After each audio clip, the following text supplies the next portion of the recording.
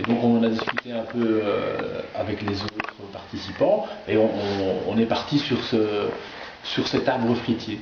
Et c'est comme ça qu'il a, donc c'est lui qui a l'idée, qui l'a dessiné et qui ensuite l'a réalisé dans nos ateliers.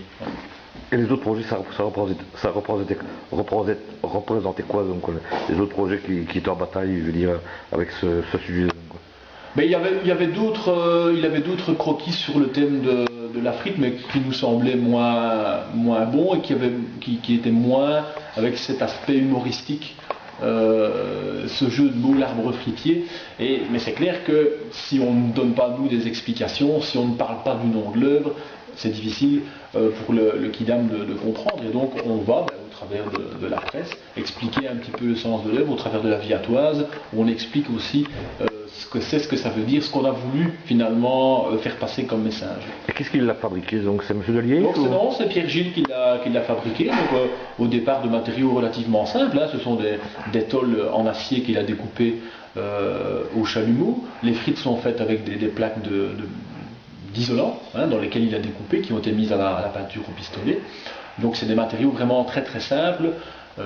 C'est pas des choses qui ont été mises en œuvre de façon compliquée. Non, c'est vraiment fait à partir de choses simples et pratiquement de récupération.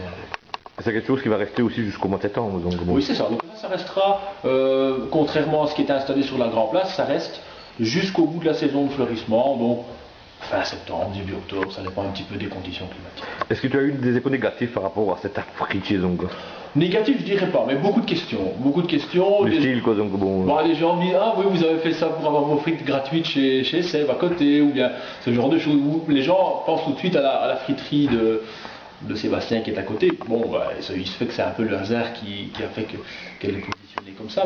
Mais on l'a voulu sur ce rond-point aussi parce que c'est celui qui s'en va en direction de Leuze et de l'usine de transformation des conducteurs. Justement, tu parles de cèpe, je dis, on a dit que c'était parce que cèpe était là long qu'on a voulu faire cet arbre fruitier. C'est faux, donc absolument pas. C'est un concours de circonstances, peut-être un heureux concours de circonstances pour lui en tout cas, mais ça n'a rien à voir avec sa présence là, le long de cette